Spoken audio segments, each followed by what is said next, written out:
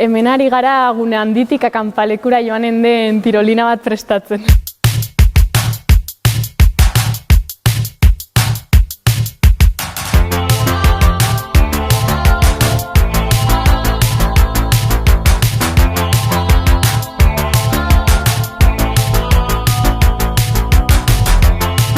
Hau ezker pareta da eta hemen dugu Txespaz lantaldea argia montatzen. Orain hemen gaude egun handia montatzen eta hemen izango dira kontzertu honenak.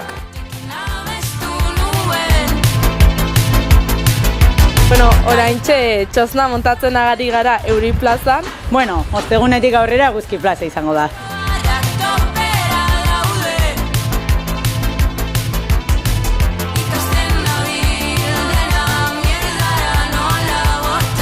Orain hemen gaude ekitaldi politikoaren entseilloa egiten.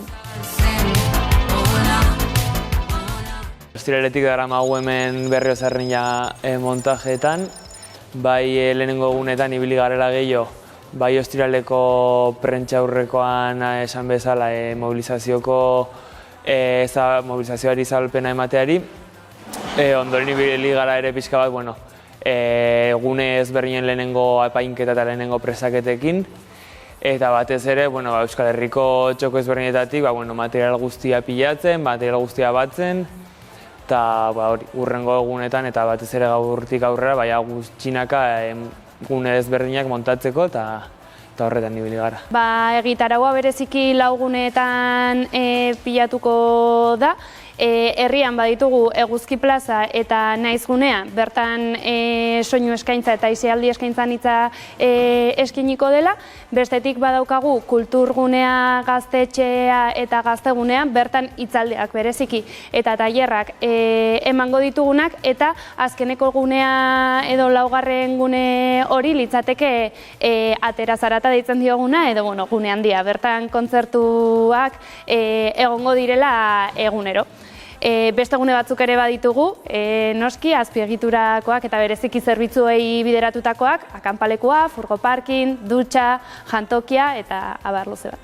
Antolakuntzan gutxi gora bera 150 kide gara, horiek guztiek asteazken arratsaldetik aurrera egongo gara lanean, baina egia da aurretikako auzolana eta egin beharreko lan guztia pila bat dela, eta jada astelenetik 60 bat kideren artean joan gara batzen egunak pasa hala, astelenean 60 bat egongo ginen eta gaur ja 100 kidetik gora gabiltza lanean.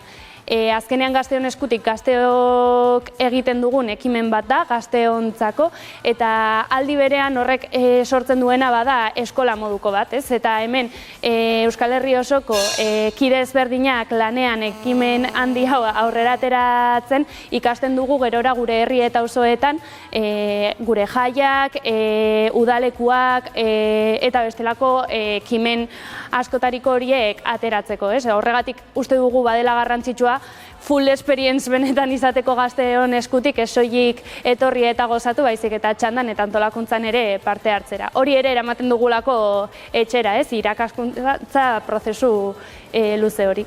Eta azkenik bidaltzea pixka bat mezua eta deialdia bai Iruña Herriko, Nafarroako eta Euskal Herri osoko gazteriari, egun hauetan zehar Berriozarren izango dugun eskaintza zabalera gerturatzera, bai eguneko zeharreko eskaintza irekia izanen dela mundu guztiarentzat, orduan bertan parte hartzea deitzea, eta bai gaueko eskaintza eta kontzertuetarako oraindik sarrera gutxi batzuk ditugula eta animatza azkenengo momentuan jendeari sarrera horiek erostera eta bertaratzera ona.